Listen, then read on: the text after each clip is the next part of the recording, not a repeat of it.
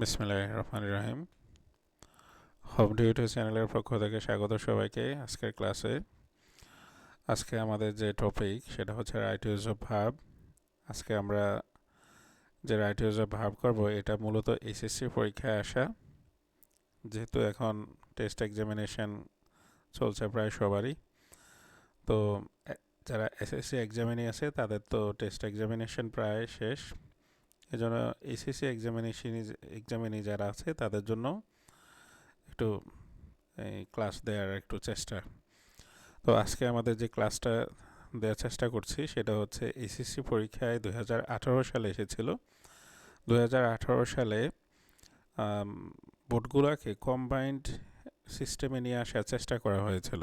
Combined system হচ্ছে যেমন এই যে এখানে ঢাকা, দিনাজপুর, যশোর এবং হচ্ছে সিলেট, এই চারটা বোর্ডকে একটা কোশ্চেনের মাধ্যমে পরীক্ষা নেওয়া হয়েছিল, যাতে অর্থাৎ একই কোশ্চেন দ্বারা যদি স্টুডেন্টরা এক্সামিনেশনে পার্টিসিপেট করে তাহলে সত্যিকার অর্থে মেধার পরিচয় প্রকাশ পায়। আমাদের এখানে বোর্ড বেশি, 8টা 9টা, তো এই কারণে দেখা গেছে এক এক বোর্ডে এক এক রকম কোশ্চেন হয়। তো কোনো বোর্ডে কোশ্চেন একটু ইজি হয়ে যায়, কোনো বোর্ডে কোশ্চেন একটু হার্ড হয়ে যায়। এর ফলে হয় কি, মেধার মানে যেটা আসলে সত্যিকারের যে পরীক্ষাটা সেটা অতটা হয়ে ওঠে না। এই জন্য একই মানের কোশ্চেন দ্বারা যদি এক্সামিনেশনটা হয় তাহলেই সত্যিকার অর্থে স্টুডেন্টের মেধার পরিচয় পাওয়া যাবে বলে গভর্নমেন্ট এই মাঝখানে এই প্রচেষ্টাটা চালিয়েছিল। কিন্তু দুঃখের বিষয় হচ্ছে প্রশ্ন ফাঁস এবং নানা জটিলতার কারণে পরবর্তীতে সরকার এটা একবার মতো পরীক্ষা নেওয়ার পরই এটাকে ক্যান্সেল করে দেয়। এজন্য আমরা আজকে যেই প্রশ্নটি সলভ করতে যাচ্ছি এটা 4টা বোর্ডে এসেছিল: ঢাকা, দিনাজপুর, যশোর অ্যান্ড সিলেট বোর্ড 2018 সালে। তো আমরা আমাদের কার্যক্রম শুরু করি। আমাদের প্রথম যে লেখা আছে, if all the children of Bangladesh go to school the country get rid of the curse of illiteracy. আমরা জানি যে আমাদের দেশটা মূলত ইলিটারেট। আমাদের দেশে যদিও মানুষ পড়াশোনা করে, এখন একটু পড়াশোনার হার বেড়েছে, কিন্তু সত্যিকারের যে শিক্ষা সেটা নয়। আমাদের এখানে মানুষ পড়াশোনা করেই মূলত জীবিকার জন্য। এই কারণে চিন্তা করে, মানে যারা জীবিকার অন্য কোনো সোর্স পায় তারা আর পড়াশোনা লাইনে যায় না। এজন্য এখনও প্রচুর পরিমাণে শিক্ষার্থী, মানে এই চিলড্রেন আর কি, বাচ্চারা এখনও পড়াশোনার বাইরে থাকে। কিছু কিছু মানুষ আছে তাদের বাচ্চাদেরকে নামকাওয়াস্তে মাদ্রাসায় কিছুদিন দেয় বা স্কুলে কিছুদিন দেয়, তারপর তারা কাজে এই বাচ্চাদেরকে কাজে লাগিয়ে দেয় যাতে তাদের থেকে ইনকাম তারা পেতে পারে আর কি, এটা বাড়তি ইনকামের জন্য। তো এই জন্য হচ্ছে কি, if all the children of Bangladesh go to school, এখানে এটা প্রেজেন্ট ফর্মে হবে যদি বাংলাদেশের সকল শিশুরা স্কুলে যায়। এখন প্রশ্ন হচ্ছে ইফের প্রথম যে কন্ডিশন, মানে ইফের প্রথমটা যদি প্রেজেন্ট টেন্স হয় তাহলে পরের বেলায় সাবজেক্টের পরে ক্যান, মে, শেল, উইল কোনো একটা কিছু বসাতে হয়। এটা এই জন্য যে এখন যদি বাচ্চারা স্কুলে যায় তাহলে কি হবে, যে দেশ তার কার্স অফ ইলিটারেসি মানে হচ্ছে নিরক্ষরতার যে অভিশাপ, সেই অভিশাপ থেকে আজকে স্কুলে যাওয়া মানে আজকে থেকে মুক্তি পেয়ে যাবে না, কারণ আজকে স্কুলে যাওয়ার পর তারা শিক্ষা অর্জন করবে এবং এইভাবে কোনো একদিন ফিউচারে যে দেশ নিরক্ষরতা মুক্ত হবে। এজন্য এই অংশটাকে আমরা ফিউচার এই টেন্সের স্ট্রাকচার ইউজ করব।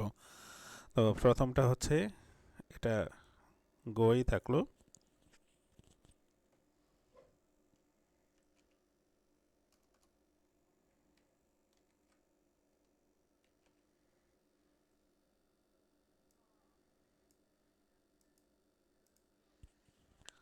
গো, এবং দ্বিতীয় সেন্টেন্সটা হচ্ছে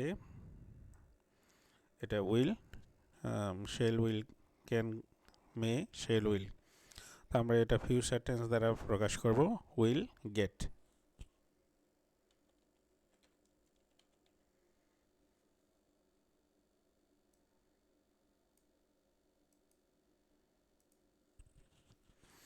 আনসার কমপ্লিট বোঝানোর জন্য আমরা একটু হাইলাইট করে দিই, will get rid of the curse of illiteracy, যে যদি শিশুরা স্কুলে যায়, সকল শিশু সকল শিশু স্কুলে না গেলে লিটারেসি রিমুভ হবে কিভাবে, মানে দূর হবে কিভাবে? তারা তো নিরক্ষর থেকেই গেল। এই জন্য সকল শিশুরা স্কুলে গেলে অনেক সময় হয়তোবা আমাদের দেশ থেকে নিরক্ষরতার যেই অভিশাপ, এটা কেটে যাবে। To boost up education, the government spend more money. এই যে এখানে বিষয় হচ্ছে কি, শিক্ষাকে বুস্ট আপ করার জন্য, বুস্ট আপ মানে হচ্ছে এটার প্রবৃদ্ধি বাড়ানোর জন্য, শিক্ষার হারটাকে আরও বাড়ানোর জন্য বা শিক্ষাকে আরও বেশি প্রায়োরিটি দেওয়ার জন্য সরকার কি করছে, spend more money.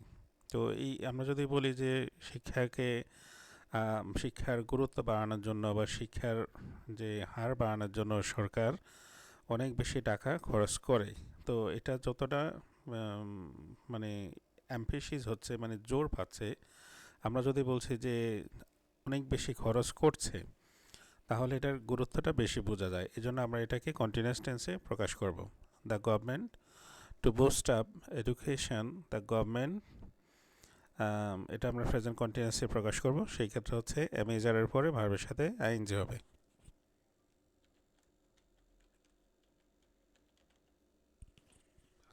The government is,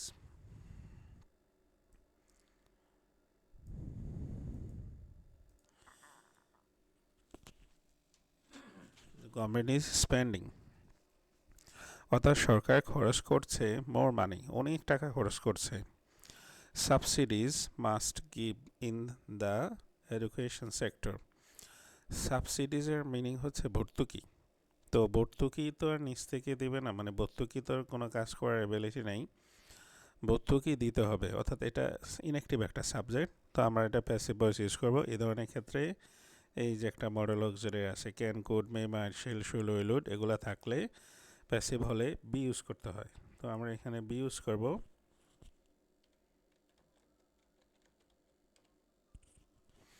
be given, B use করার পরে প্যাসিভ ভয়েসে যে ভার্বটা দেয়া থাকে ওই ভার্বের ফার্স্ট পার্টিসিপল ইউজ করতে হয়। তো আমরা এখানে দিলাম subsidies must be given in the education sector, অর্থাৎ সরকারকে এডুকেশন সেক্টরে আরও বেশি সাবসিডিজ দিতে হবে, মানে ভর্তুকি দিতে হবে। তো সরকার কীভাবে ভর্তুকি দেয়, বিষয়টা হচ্ছে এই যে স্কুলগুলোতে সরকার অনেক টাকা দেয়, তারপর স্টুডেন্টকে যে প্রাইমারি স্কুলে মিড ডে মিল এবং এই যে পরীক্ষার যে খরচ, এগুলো সবই সরকার বিয়ে করে। এরকম অনেক ক্ষেত্রে সরকার বিভিন্ন সুযোগ সুবিধা দিয়ে থাকে। স্কলারশিপ এক্সামিনেশন নিয়ে সরকার তাদেরকে টাকা দিচ্ছে, এনকারেজ করছে আর কি পড়াশোনায় ভালো করার জন্য। তো এখন হচ্ছে কি, এ তো স্টুডেন্টের পালা গেল, টিচার্স নিড, শিক্ষকদের প্রয়োজন, ট্রেন ফর গুড টিচিং। এই ক্ষেত্রে হচ্ছে কি, শিক্ষকদের ভালো প্রশিক্ষণের প্রয়োজন, কিন্তু এটা তো শিক্ষকরা নিজে নিজে দিবে না। তো প্রথমটা ঠিক আছে, টিচার্স নিড, শিক্ষকদের প্রয়োজন।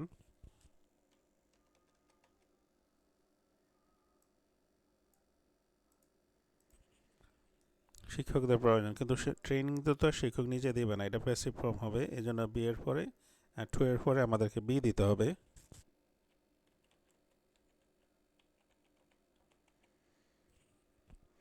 একটা কথা বলে নেওয়া ভালো, সেটা হচ্ছে কি প্যাসিভ ভয়েসে সবসময় ভার্বের ফার্স্ট পার্টিসিপল বসে, মানে 3 নাম্বারটা বসে। এই জন্য আমরা যখনই বি লিখছি আমরা ভার্বের 3 নাম্বারটা ইউজ করি। তো be trained for good teaching, the poor student can bring under food for education program. এখন দরিদ্র শিশুদেরকে আনা যেতে পারে এই খাদ্য, ফুড ফর এডুকেশন মানে হচ্ছে শিক্ষার বিনিময়ে খাদ্য বা শিক্ষার জন্য খাদ্য, এই ধরনের প্রোগ্রামের মাধ্যমে। অর্থাৎ স্টুডেন্ট যারা গরিব দরিদ্র স্টুডেন্ট আছে তারা স্কুলে যাবে এবং মাস শেষে তারা খাদ্য পাবে, এই ধরনের পদক্ষেপও নেওয়া যেতে পারে।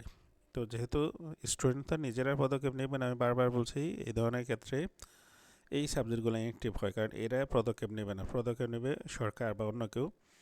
তো যেহেতু এটা প্যাসিভ ফর্ম, এখানে যে বড় অক্সিলারি আছে ক্যান, আমরা এখানে বি বসাবো। বি এর পরে ভার্বের ফার্স্ট পার্টিসিপল হবে, মানে 3 নাম্বারটা।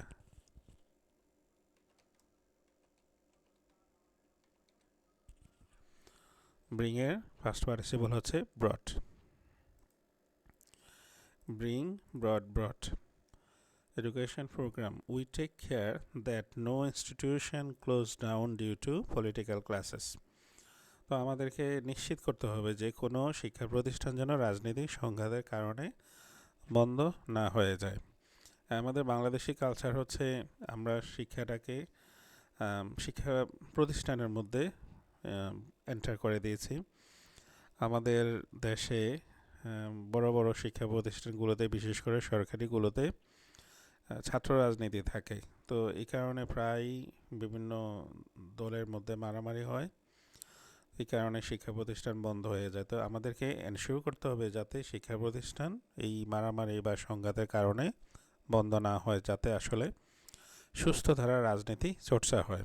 তো এটা আমাদেরকে নিশ্চিত করতে হবে। উই টেক কেয়ার দ্যাট, এই টেক কেয়ারটা অবশ্য একটা সাজেশন আমাদের নেওয়া উচিত, এই জন্য আমরা শুড ইউজ করব।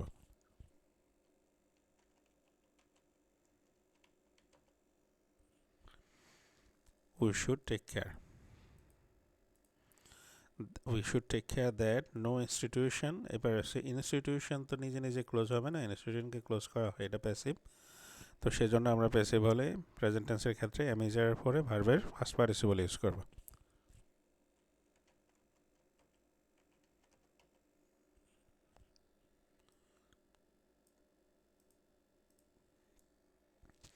Is closed down due to political classes.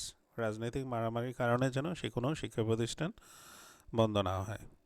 All concerned B conscious about it. এখানে হচ্ছে কনসার্ন মানে হচ্ছে এই খাতে মানে শিক্ষার সাথে সংশ্লিষ্ট প্রত্যেককেই বি কনসাস সচেতন হতে হবে।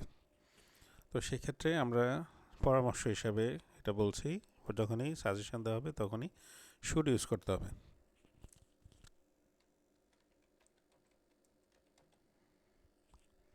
শুড ইউজ করার পরে মূল ভার্বই হবে, এখানে বি আছে। All concerned should be conscious about it. সংশ্লিষ্ট সকলকেই এই বিষয়ে সচেতন হতে হবে। কনসাস অ্যাবাউট ইট, এই সম্পর্কে সচেতন হতে হবে। আসলে শিক্ষা বলতে আমাদের দেশে যে শিক্ষা, এই ধরনের শিক্ষা, হ্যাঁ, মেধা বিকাশের জন্য প্রয়োজন আছে, কিন্তু পাশাপাশি কারিগরি শিক্ষার খুব প্রয়োজন। অর্থাৎ একটা স্টুডেন্ট যে কোনো সময় যেন তার পড়াশোনা ব্রেক হয়ে গেলে সে যেন কিছু একটা কাজ করতে পারে, এ ধরনের এই কার্যক্রমে মানে এ ধরনের কিছু আমাদের শিক্ষাতে ইনক্লুড করা উচিত। তো যাই হোক, আমাদের আজকের ক্লাস, এই যে রাইট টু দ্য ভার্বের আজকের ক্লাসটি এখানেই শেষ হয়ে গেল। তো আমি আশা করি যারা স্টুডেন্ট আছে আজকে ক্লাস দেখে তারা বুঝতে পারছে যে ভার্বটা কীভাবে ইউজ করা হয়। আমাদের প্রচেষ্টা হচ্ছে, আমাদের যে চ্যানেল সেটার নামই হচ্ছে হোম টিউটর। এটা একেবারেই প্রত্যেকের মানে কি বলবো, একেবারে সামনে সত্যিকার হোম টিউটরের মতো কাজ করতে যাতে পারে সেইভাবেই ক্লাসগুলো একেবারে সিম্পলি প্রেজেন্টেশন করা হয়। তো আশা করি ভালো লাগবে সবার। এরকম আরও ক্লাস দেখার জন্য চ্যানেলটি সাবস্ক্রাইব করার জন্য ছোট্ট একটা রিকোয়েস্ট থাকলো। তো ভালো থাকবেন সবাই, সুস্থ থাকবেন। আল্লাহ হাফেজ।